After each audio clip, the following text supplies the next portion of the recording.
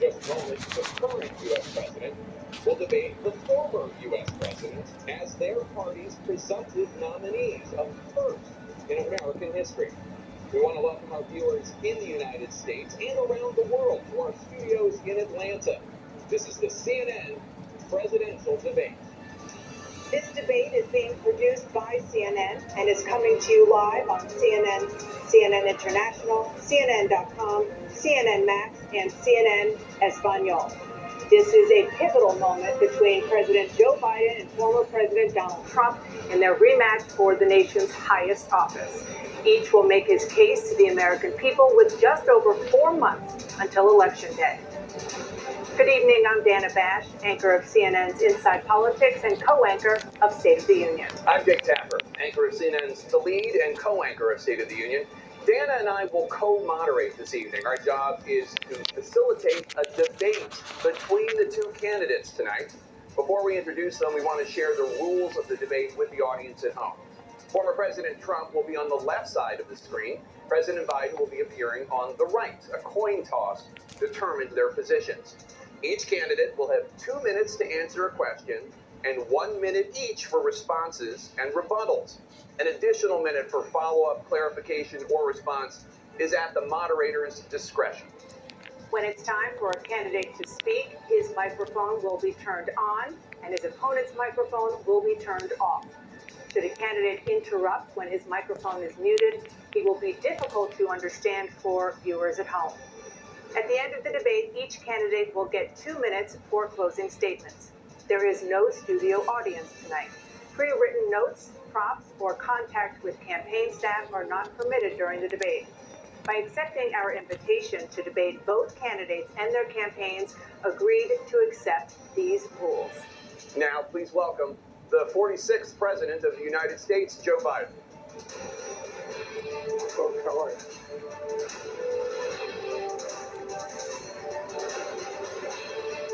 Great to be here. Thank you.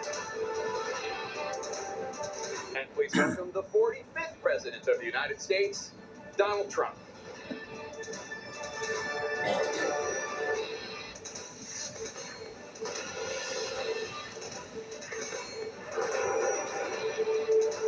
Gentlemen, thanks so much for being here. Let's begin the debate, and let's start with the issue that voters consistently say is their top concern, the economy. President Biden, inflation has slowed, but prices remain high.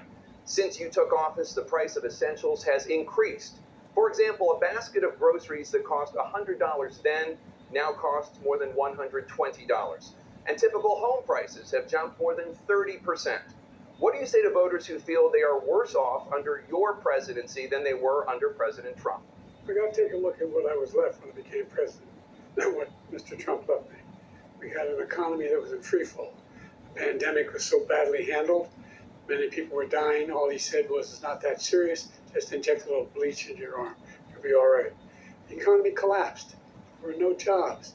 Unemployment rate rose to 15%. It was terrible. And so what we had to do was try to put things back together again. And that's exactly what we began to do. We created 15,000 new jobs. We brought out a position where we have 800,000 new manufacturing jobs. But there's more to be done. There's more to be done. Working class people are still in trouble. I come from Scranton, Pennsylvania. I come from a household where the kitchen tables, things weren't able to be met during the month. It was a problem. The price of eggs, the price of gas, the price of housing, the price of a whole range of things. That's why I'm working so hard to make sure I deal with those problems. And we're going to make sure that we reduce the price of housing. We're going to make sure we build 2 million new units. We're going to make sure we cap rents so corporate greed can't take over. The combination of what was left with the corporate greed is the reason why we're in this problem right now. In addition to that, we're in a situation where if you take a look at all that was done in his administration, he didn't do much at all. By the time he left, things were in chaos, literally chaos. And so we put things back together. We created, I said, those jobs. We make sure we had a situation where we brought down the price of prescription drugs, which is a major issue for many people. To $15 for an insulin shot as opposed to $400. No senior has to pay more than $200 for any drug, all the drugs they can include beginning next year. And the situation is we're going to make that available to everybody, to all Americans. So we're working to bring down the price around the kitchen table, and that's what we're going to get done. Thank you. President Trump? We have the greatest economy in the history of our country. We have never done so well. Everybody was amazed by it. Other countries were copying us. We got hit with COVID, and when we did, we spent the money necessary so we wouldn't end up in a Great Depression, the likes of which we had in 1929. By the time we finished, so we did a great job. We got a lot of credit for the economy, a lot of credit for the military, and no wars, and so many other things. Everything was rocking good. But the thing we never got the credit for, and we should have, is getting us out of that COVID mess. He created mandates that was a disaster for our country. But other than that, we had given them back a country where the stock market actually was higher than pre-COVID, and nobody thought that was even possible. The only jobs he created are for illegal immigrants and bounce back jobs, a bounce back from the COVID. He has not done a good job. He's done a poor job, and inflation's killing our country. It is absolutely killing us. Thank you. President Biden? Well, look, the greatest economy in the world, he's the only one who thinks that, I think. I don't know anybody else who thinks he had the greatest economy in the world. And, the fact of the matter is that we found ourselves in a situation where his economy, he rewarded the wealthy. He had the largest tax cut in American history, $2 trillion. He raised a deficit larger than any president has in any one term. He's the only president other than Herbert Hoover who's lost more jobs than he had when he began, since Herbert Hoover. The idea that he did something that was significant in the military. When he was president, they were still killing people in Afghanistan. He didn't do anything about that. When he was president, we were still finding ourselves in a position where you had a notion that we were this safe country. The truth is, I'm the only president this century that doesn't have this decade, that doesn't have any troops dying anywhere in the world like he did. President Trump, I want to follow up if I can. Am I allowed to respond to him? Well, I'm going to ask you a follow-up. You can do whatever you want with the minute that we give you. I want to follow up. You want to impose a 10% tariff on all goods coming into the U.S. How will you ensure that that doesn't drive prices even higher? It's not going to drive them higher. It's just going to cause countries that have been ripping us off for years, like China and many others, in all fairness to China. It's going to just force them to pay us a lot of money, reduce our deficit tremendously, and give us a lot of power for other things. But he made a statement. The only thing he was right about is I gave you the largest tax cut in history. I also gave you the largest regulation cut in history. That's why we had all the jobs. And the jobs went down, and then they bounced back, and he's taking credit for bounce back jobs. You can't do that. He also said he inherited 9% inflation. No, he inherited almost no inflation, and it stayed that way for 14 months. And then it blew up under his leadership because they spent money like a bunch of people that didn't know what they were doing, and they don't know what they were doing. It was probably the worst administration in history. There's never been. And as far as Afghanistan is concerned, I was getting out of Afghanistan, but we were getting out with dignity, with strength, with power. He got out. It was the most embarrassing day in the history of our country's life. President Trump, over the last 8 years, under both of your administrations, the national debt soared to record highs. And according to a new nonpartisan analysis, President Trump, your administration approved $8.4 trillion in new debt, while so far, President Biden, you've approved $4.3 trillion in new debt. So, former President Trump, many of the tax cuts that you signed into law are set to expire next year. You want to extend them and go even further, you say. With the U.S. facing trillion-dollar deficits and record debt, why should top earners and corporations pay even less in taxes than they do now? Because the tax cuts spurred the greatest economy that we've ever seen just prior to COVID. And even after COVID, it was so strong that we were able to get through COVID much better than just about any other country. But that tax spurred. Now, when we cut the taxes, as an example, the corporate tax was cut down to 21% from 39%, plus beyond that. We took in more revenue with much less tax, and companies were bringing back trillions of dollars back into our country.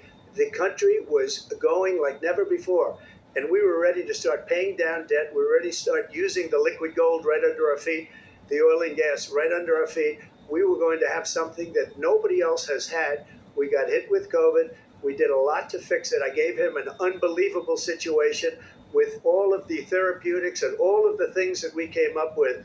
We gave him something great. Remember, more people died under his administration, even though we had largely fixed it.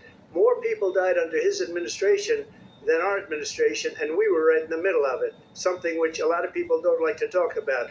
But he had far more people dying in his administration. He did the mandate, which is a disaster, mandating it.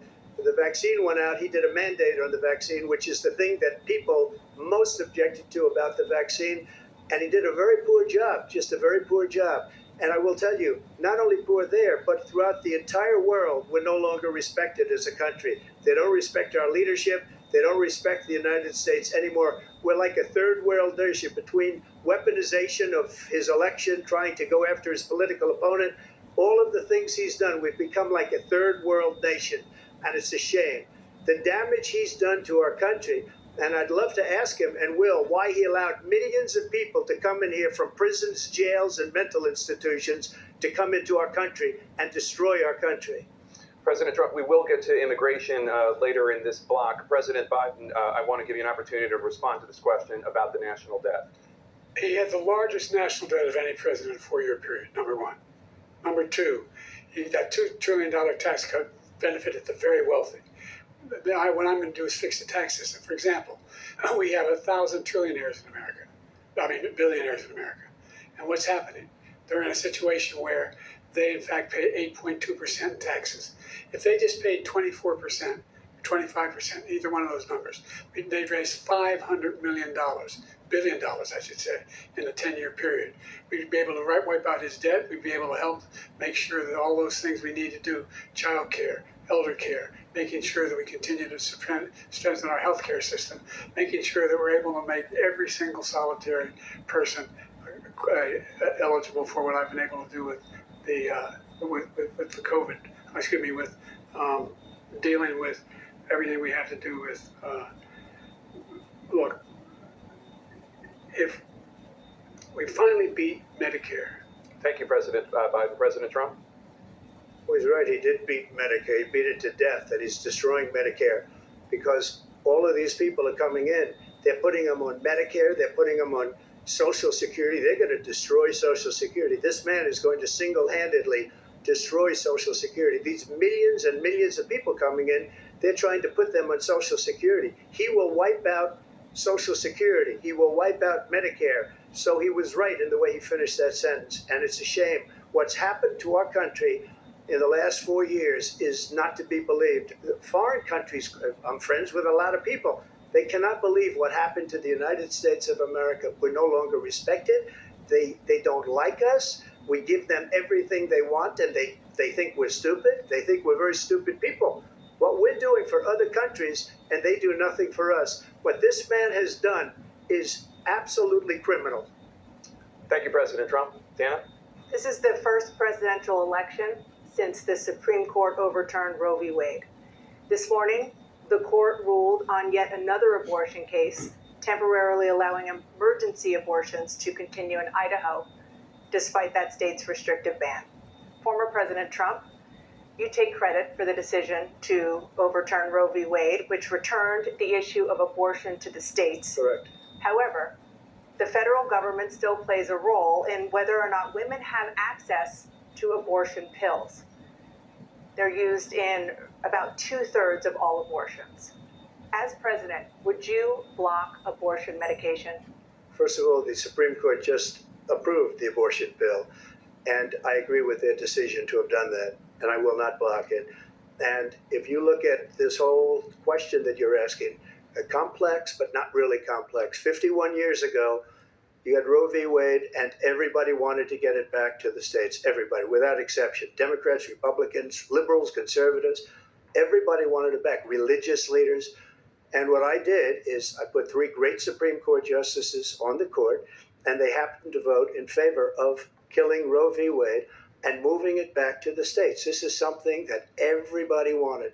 Now, 10 years ago or so, they started talking about how many weeks and how many this, getting into other things. But every legal scholar throughout the world, the most respected, wanted it brought back to the states. I did that.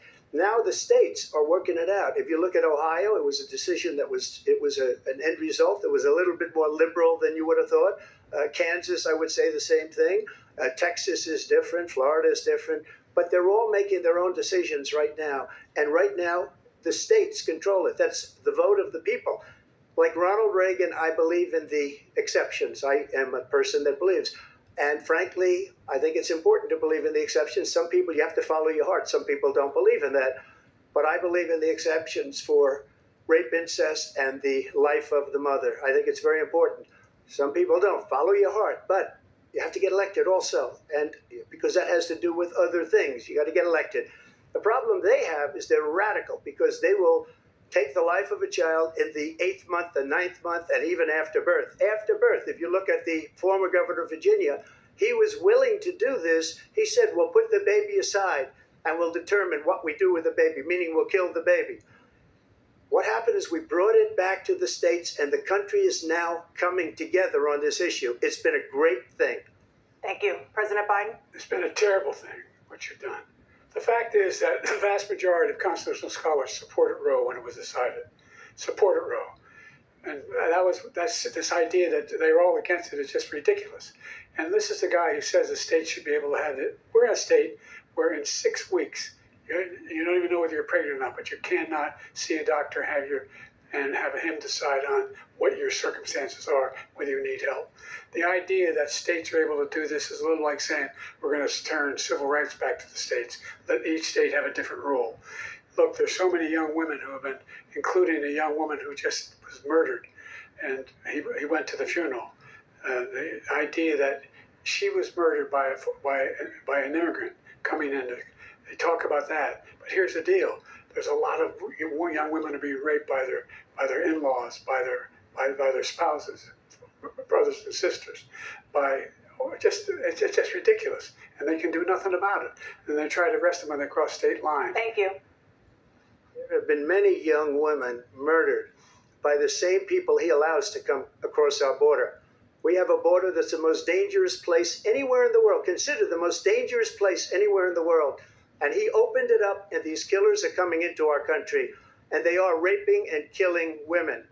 And it's a terrible thing. As far as the abortion is concerned, it is now back with the states. The states are voting. In many cases, it's frankly a very liberal decision. In many cases, it's the opposite. But they're voting, and it's bringing it back to the vote of the people, which is what everybody wanted, including the founders, if they knew about this issue, which frankly they didn't. But they would have, everybody wanted it brought back. Ronald Reagan wanted it brought back. He wasn't able to get it. Everybody wanted it brought back, and many presidents had tried to get it back.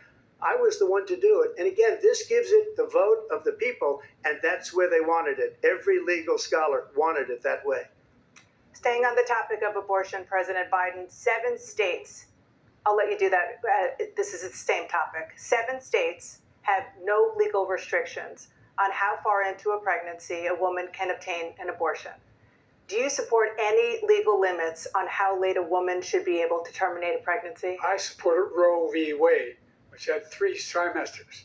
The first time is between the woman and the doctor. Second time is between the doctor and an extreme situation.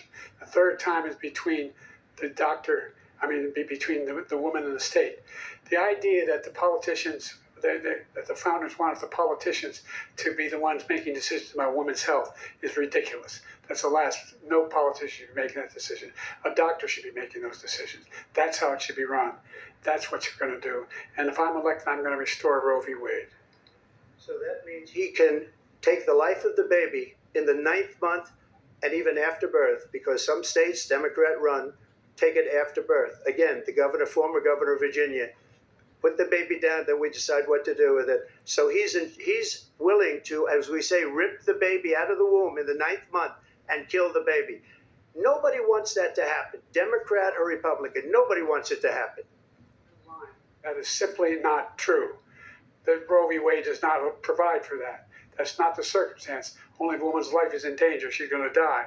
That's the only circumstance in which that can happen. But we are not for late-term abortion, period. Period, period. Under Roe v. Wade, you have late-term abortion. You can do whatever you want, depending on the state. You can do whatever you want. We don't think that's a good thing. We think it's a radical thing. We think the Democrats are the radicals, not the Republicans. For 51 years, that was the law. 51 years, constitutional scholarship said it was the right way to go. 51 years, and it was taken away because this guy put very conservative members on the Supreme Court. He takes credit for taking it away.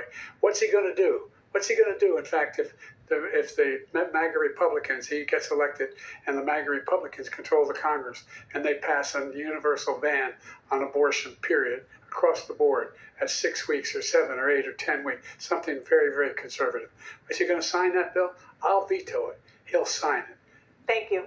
Let's turn now to the issue of immigration and border security. President Biden, a record number of migrants have illegally crossed the southern border on your watch. Overwhelming border states and overburdening cities such as New York and Chicago, and in some cases causing real safety and security concerns. Given that, why should voters trust you to solve this crisis? Because we worked very hard to get a bipartisan agreement that not only changed all of that, it made sure that we are in a situation where you had no circumstance where they could come across the border with the number of border police there are now. We significantly increased the number of asylum officers. Significantly, by the way, the Border Patrol endorsed my position. In addition to that, we found ourselves in a situation where when he was president, he was separating babies from their mothers, putting them in cages, making sure the families were separated. That's not the right way to go. What I've done since I've changed the law, what's happened? I've changed it in a way that now you're in a situation where there are 40% fewer people coming across the border illegally. That's better than when he left office. And I'm going to continue to move until we get the total ban on the total initiative relative to what we're going to do with more Border Patrol and more asylum officers. President Trump? I really don't know what he said at the end of that sentence. I don't think he knows what he said either. Look, we had the safest border in the history of our country. The border, all he had to do was leave it. All he had to do was leave it. He decided to open up our border, open up our country to people that are from prisons, people that are from mental institutions, insane asylum, terrorists. We have the largest number of terrorists coming into our country right now, all terrorists, all over the world, not just in South America, all over the world. They come from the Middle East, everywhere. All over the world, they're pouring in. And this guy just left it open. And he didn't need legislation because I didn't have legislation. I said, close the border. We had the safest border in history. In that final couple of months of my presidency, we had, according to Border Patrol, who is great, and by the way, who endorsed me for president, but I won't say that, but they endorsed me for president. Brandon, just speak to him. But look, we had the safest border in history. Now we have the worst border in history. There's never been anything like it. And people are dying all over the place, including the people that are coming up in caravans. President Trump. President Biden? The only terrorist who's done anything across the border is one who came along and killed three, under his administration, killed an Al-Qaeda person come in his administration, killed three American soldiers. That's the only terrorist that's there. I'm not saying that no terrorist ever got through, but the idea they're emptying their prisons, we're welcoming these people, that's simply not true. There's no data to support what he said. Once again, he's exaggerating, he's lying. President Trump, staying on the topic of immigration, you've said that you're going to carry out, quote, the largest domestic deportation operation in American history, unquote. Does that mean that you will deport every undocumented immigrant in America, including those who have jobs, including those whose spouses are citizens, and including those who have lived here for decades? And if so, how will you do it? Just 1 second. He said we killed three people. The people we killed are al-Baghdadi and Soleimani, the two greatest terrorists, biggest terrorists anywhere in the world. And it had a huge impact on everything, not just border, on everything. He's the one that killed people with a bad border, including hundreds of thousands of people dying and also killing our citizens when they come in. We are living right now in a rat's nest. They're killing our people in New York, in California, in every state in the union, because we don't have borders anymore. Every state is now a border. And because of his ridiculous, insane, and very stupid policies, people are coming in and they're killing our citizens at a level that we've never seen. We call it migrant crime. I call it Biden migrant crime.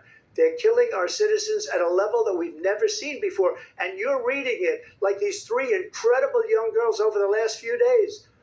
One of them, I just spoke to the mother, and they just had the funeral for this girl, 12 years old. This is horrible what's taken place. What's taken place in our country, we're literally an uncivilized country now. He doesn't want it to be. He just doesn't know. He opened the borders. Nobody's ever seen anything like. And we have to get a lot of these people out, and we have to get them out fast because they're going to destroy our country. Just take a look at where they're living. They're living in luxury hotels in New York City and other places.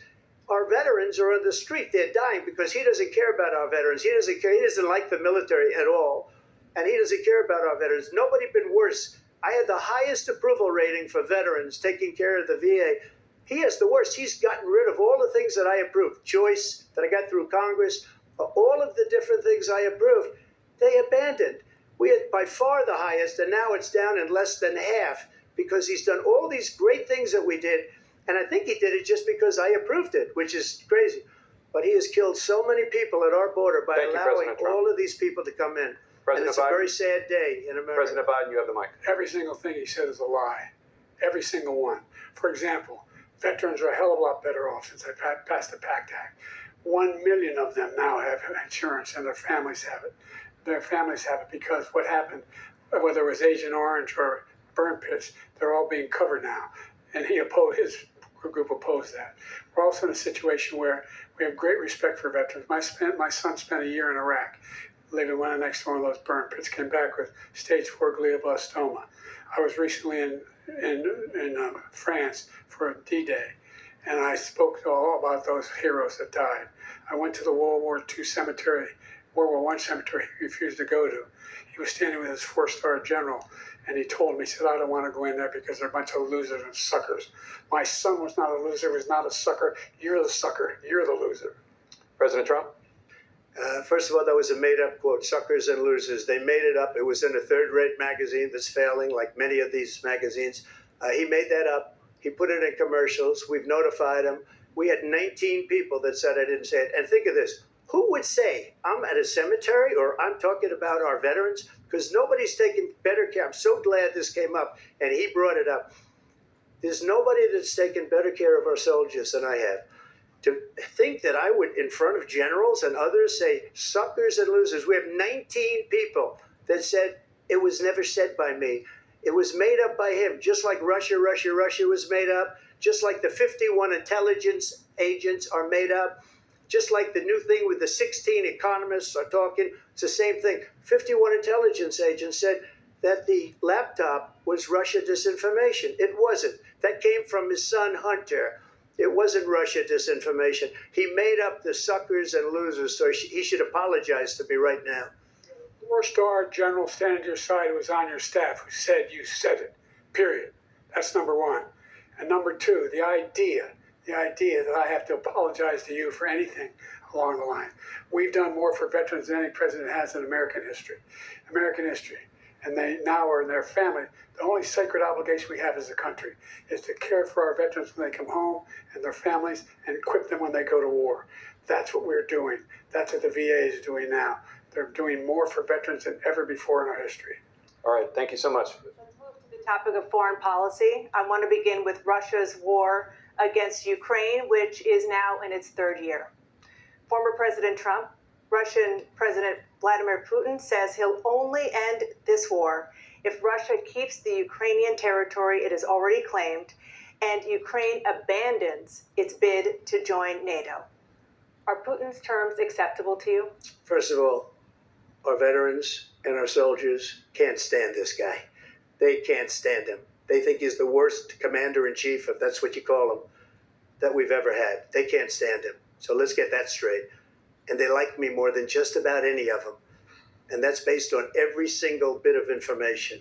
As far as Russia and Ukraine, if we had a real president, a president that knew, that was respected by Putin, he would have never invaded Ukraine. A lot of people are dead right now, much more than people know. You know, they talk about numbers. You can double those numbers, maybe triple those numbers. He did nothing to stop it. In fact, I think he encouraged Russia from going in. I'll tell you what happened. He was so bad with Afghanistan. It was such a horrible embarrassment, most embarrassing moment in the history of our country, that when Putin watched that and he saw the incompetence, that he should have fired those generals, like I fired the one that you mentioned. And so he's got no love lost, but he should have fired those generals. No general got fired for the most embarrassing moment in the history of our country, Afghanistan, where we left billions of dollars of equipment behind. We lost 13 beautiful soldiers, and 38 soldiers were obliterated. And by the way, we left people behind too. We left American citizens behind. When Putin saw that, he said, you know what? I think we're going to go in and maybe take this was his dream. I talked to him about it, his dream. The difference is he never would have invaded Ukraine. Never. Just like Israel would have never been invaded in a million years by Hamas. You know why? Because Iran was broke with me. I wouldn't let anybody do business with them. They ran out of money. They were broke. They had no money for Hamas. They had no money for anything. No money for terror. That's why you had no terror at all during my administration. This place, the whole world is blowing up under him. President Biden? I've never heard so much malarkey in my whole life. Look, the fact of the matter is that we're in a situation where, let's take the last point first. Iran attacked American troops, caused brain damage for a number of these troops, and he did nothing about it. Recently, not when he was president. They attacked. He said they're just having headaches. That's all it is. He didn't do a thing when the attack took place, number one. Number two, we got over 100,000 Americans and others out of Afghanistan during that airlift. Number three, we found ourselves in a situation where, if you take a look at what Trump did in Ukraine, this guy told Trump, do whatever you want, and do whatever you want. And that's exactly what Trump did to Putin, encourage him, do whatever you want. And he went in. Listen to what he said when he went in. He was going to take Kyiv in 5 days, remember? Because it's part of the old Soviet Union. That's what he wanted to reestablish, Kyiv. And he, in fact, didn't do it at all. He wasn't able to get it done. And they've lost thousands and thousands of troops, 500,000 troops. President Trump, I never said that. For 1 minute, I just want to go back to my original question, which is, are Putin's terms acceptable to you? Keeping the territory in Ukraine. No, they're not acceptable. But look, this is a war that never should have started. If we had a leader in this war, he led everybody along. He's given $200 billion now or more to Ukraine. He's given $200 billion. That's a lot of money. I don't think there's ever been anything like it. Every time that Zelensky comes to this country, he walks away with $60 billion. He's the greatest salesman ever. And I'm not knocking him. I'm not knocking anything.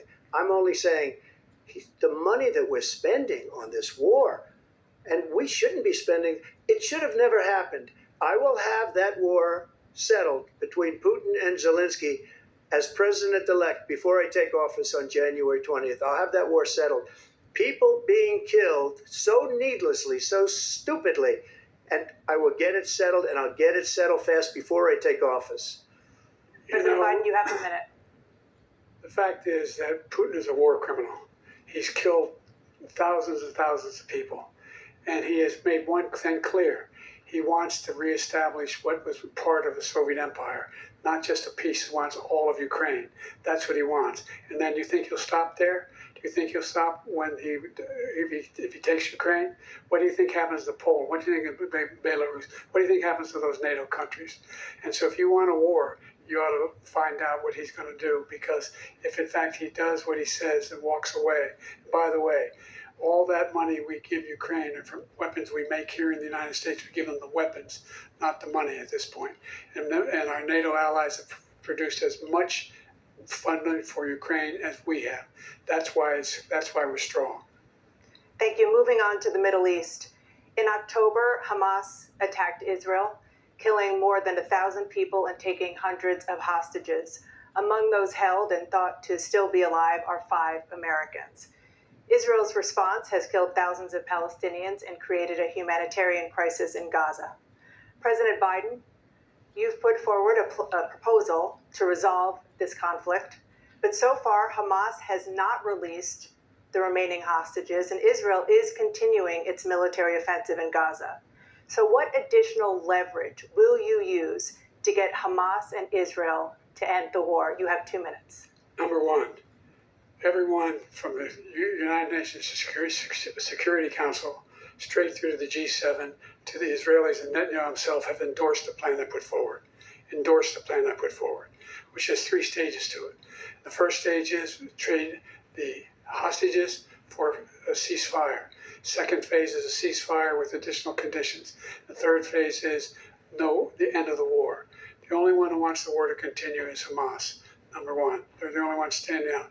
We're still pushing hard to get them to accept. In the meantime, what's happened in Israel, we're finding that the only thing I've denied Israel was 2,000-pound bombs. They don't work very well in populated areas. They kill a lot of innocent people. We're providing Israel with all the weapons they need and when they need them. And by the way, I'm the guy that organized the world against Iran when they had a full-blown intercontinental ballistic missile attack on Israel. No one was hurt. No one Israeli was accidentally killed, and it just stopped. We saved Israel. We are the biggest producer of support for Israel of anyone in the world. And so there are two different things. Hamas cannot be allowed to be continued. We continue to send our experts and our intelligence people as to how they can get Hamas like we did bin Laden. You don't have to do it. And by the way, they've been greatly weakened, Hamas, greatly weakened, and they should be. They should be eliminated. But you've got to be careful for using certain weapons among population centers. Just going back to Ukraine for 1 second. We have an ocean separating us. The European nations together have spent 100 billion, or maybe more than that, less than us. Why doesn't he call them and say, you got to put up your money like I did with NATO? I got them to put up hundreds of billions of dollars. The Secretary General of NATO said Trump did the most incredible job I've ever seen. They wouldn't have any, they were going out of business. We were spending almost 100% of the money was paid by us. He didn't do that. He's getting you got to ask these people to put up the money. We're over $100 billion more spent, and it has a bigger impact on them because of location, because we have an ocean in between. You got to ask them. As far as Israel and Hamas, Israel's the one that wants to go. He said the only one that wants to keep going is Hamas. Actually, Israel is the one, and you should let him go and let him finish the job. He doesn't want to do it. He's become like a Palestinian, but they don't like him because he's a very bad Palestinian. He's a weak one. President Biden, you have a minute. I've never heard so much foolishness. This is a guy who wants to get out of NATO. Are you going to stay in NATO? He's going to pull out of NATO. The idea that we have, our strength lies in our alliances as well. It may be a big ocean, but we're ever able to avoid a war in Europe, a major war in Europe? What happens if, in fact, you have Putin continue to go into NATO? We have an Article 5 agreement. Attack on one is attack on all. You want to start the nuclear war he keeps talking about, go ahead. Let Putin go in and control Ukraine and then move on to Poland and other places. See what happens then. He has no idea what the hell he's talking about. And by the way, I got 50 other nations around the world to support Ukraine, including Japan and South Korea, because they understand that this kind of dislocation has a serious threat to the whole world peace. No major war in Europe has ever been able to be contained just to Europe. President Trump, just to follow up, would you support the creation of an independent Palestinian state in order to achieve peace in the region? I'd have to see, but before we do that, the problem we have is that we spend all the money. So they kill us on trade. I made great trade deals with the European nations because if you add them up, they're about the same size economically. Their economy is about the same size as the United States. And they were no cars, they don't want anything that we have, but we're supposed to take their cars, their food, their everything, their agriculture. I changed that. But the big thing I changed is they don't want to pay. And the only reason that he can play games with NATO is because I got them to put up hundreds of billions of dollars. I said, and he's right about this, I said, no, I'm not going to support NATO if you don't pay. They asked me that question, would you guard us against Russia at a very secret meeting of the 28 states at that time, nations at that time. And I said, no, if you don't pay, I won't do that. And you know what happened? Billions and billions of dollars came flowing in the next day and the next months. But now we're in the same position. We're paying everybody's bills.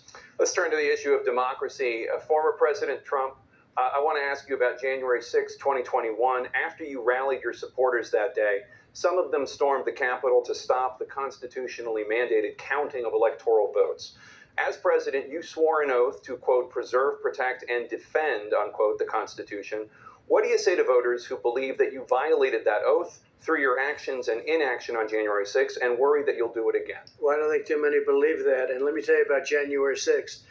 On January 6th, we had a great border. Nobody coming through, very few. On January 6th, we were energy independent. On January 6th, we had the lowest taxes ever. We had the lowest regulations ever. On January 6th, we were respected all over the world. All over the world, we were respected. And then he comes in, and we're now laughed at. We're like a bunch of stupid people. What happened to the United States' reputation under this man's leadership is horrible, including weaponization, which I'm sure at some point you'll be talking about, where he goes after his political opponent because he can't beat him fair and square.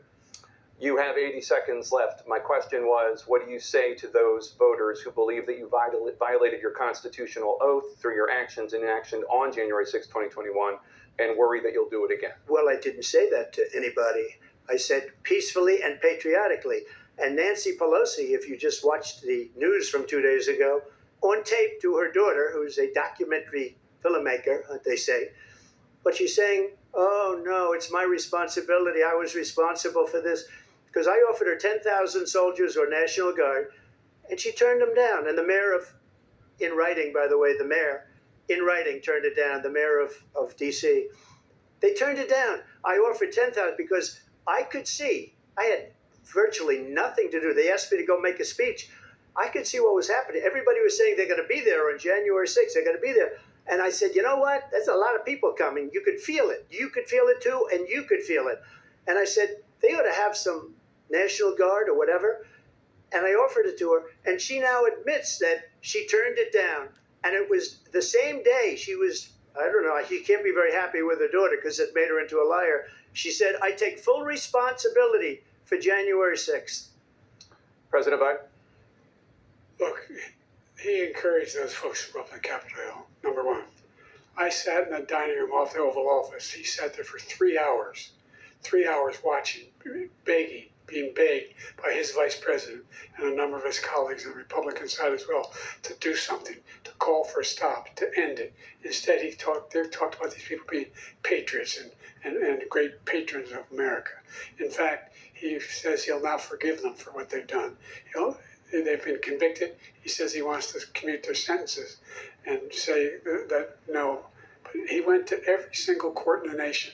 I don't know how many cases, scores of cases, including the Supreme Court, and they said, no, this guy is responsible for doing what was done. He didn't do a damn thing, and these people should be in jail, and they should be the ones who are being held accountable.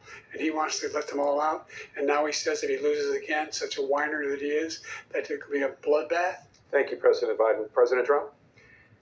What they've done to some people that are so innocent, you ought to be ashamed of yourself. What you have done, how you've destroyed the lives of so many people. When they ripped down Portland, when they ripped down many other cities, you go to Minnesota, Minneapolis, what they've done there with the fires all over the city. If I didn't bring in the National Guard, that city would have been destroyed. When you look at all of they took over big chunks of Seattle. I was all set to bring in the National Guard. They heard that, they saw them coming, and they left immediately. What he said about this whole subject is so off.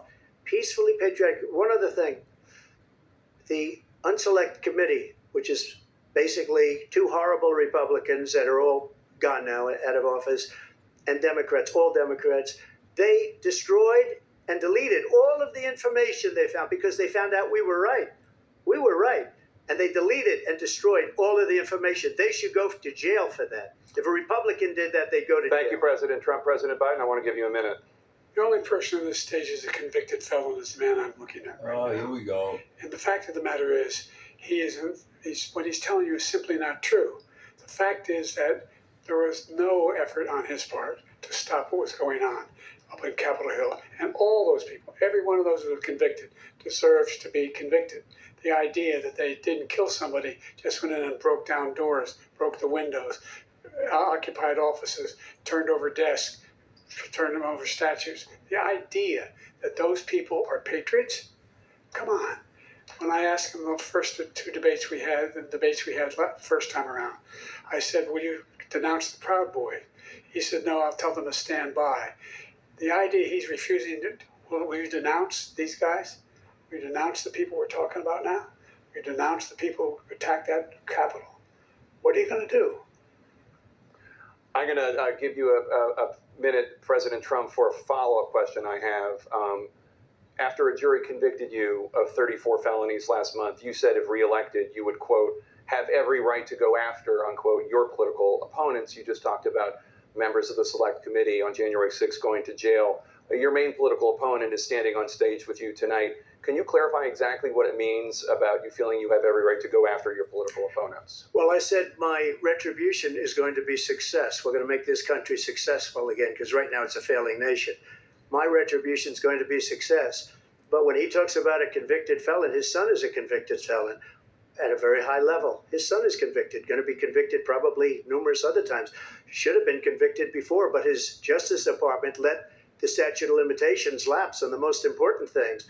But he could be a convicted felon as soon as he gets out of office. Joe could be a convicted felon with all of the things that he's done. He's done horrible things. All of the death caused at the border, telling the Ukrainian people that we're going to want $1 billion or you change the prosecutor. Otherwise, you're not getting $1 billion. If I ever said that, that's quid pro quo.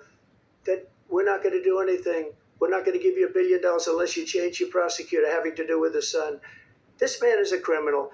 This man, you're lucky. You're lucky. I did nothing wrong. We'd have a system that was rigged and disgusting. I did nothing wrong. Thank you, President Trump. President Biden, you have said, I'm coming right to you, sir. You want to respond? Go ahead. I'll give you a minute to respond. The idea that I did anything wrong relative to what you're talking about is outrageous. It's simply a lie, number one. Number two, the idea that you have a right to seek retribution against any American just because you're president is wrong. It's simply wrong. No president's ever spoken like that before. No president in our history has spoken like that before. Number three, the crimes that you are still charged with, and think of all the civil penalties you have. How many billions of dollars do you owe in civil penalties for molesting a woman in public, for doing a whole range of things, of having sex with a porn star on the night while your wife was pregnant? I mean, what are you talking about? You have the morals of an alley cat. Give you a minute, sir. I didn't have sex with a porn star, number one. Number two, that was a case that was started and moved. They moved a high-ranking official at DOJ into the Manhattan DA's office to start that case. That case is going to be appealed and won. We had a very terrible judge, a horrible judge, Democrat. The prosecutor were all high-ranking Democrats, appointed people, and both the civil and the criminal. He basically went after his political opponent because he thought it was going to damage me. But when the public found out about these cases, because they understand it better than he does, he has no idea what these cases are. But when they found out about these cases, you know what they did? My poll numbers went up, way up. You know that because you're reporting it. And we took in more money in the last 2 weeks than we've ever taken in the history of any campaign. I don't think any campaign has ever taken. Hundreds of millions of dollars came pouring in because the public knows it's a scam and it's a guy that's after his political opponent because he can't win fair and square. Thank you, President Trump. President Biden, you have said, quote, Donald Trump and his MAGA Republicans are determined to destroy American democracy. Do you believe that the tens of millions of Americans who are likely to vote for President Trump will be voting against American democracy? The more they know about what he's done, yes. The more they know about what he's done. And there's a lot more coming. He's got a lot of cases down the road coming around. He's got a whole range of issues he has to face. I don't know what the juries will do, but I do know he has a real problem. And so the fact that, could you ever think you heard any president say that I'm going to seek retribution? Did you ever hear any president say that I thought Hitler had some good ideas? What got me involved to run in the first place after my son had died, I decided in Iraq, because of Iraq, I said I wasn't going to run again until I saw what happened in Charlottesville, Virginia. People coming out of the woods carrying swastikas on torches, and singing the same anti-Semitic bile they sang when back in Germany.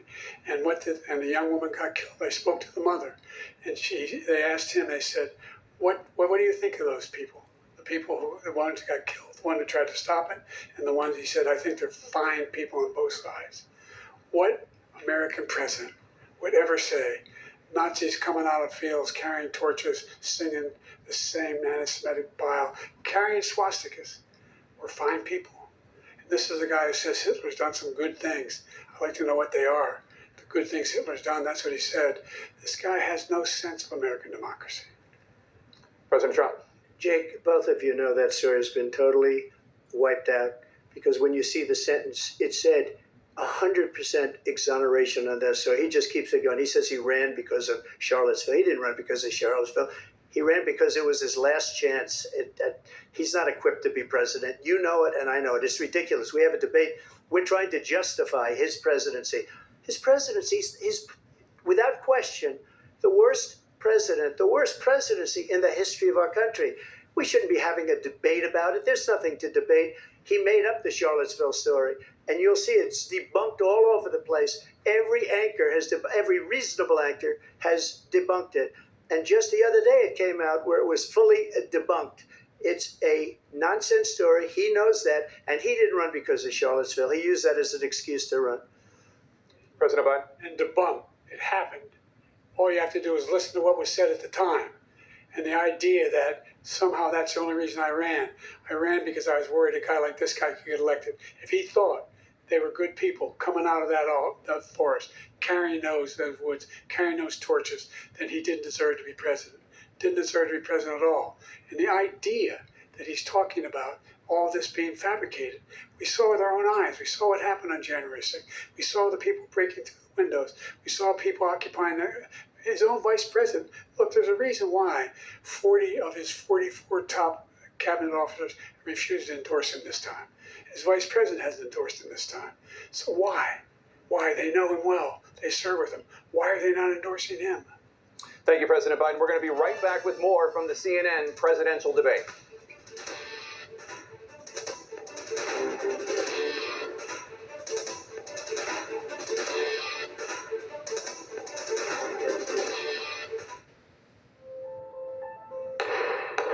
The House will be in order.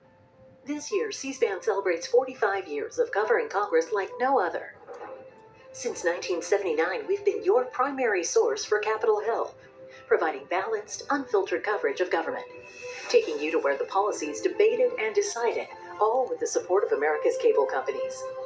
C-SPAN, 45 years and counting, powered by cable. We'll welcome them into a great national crusade to make America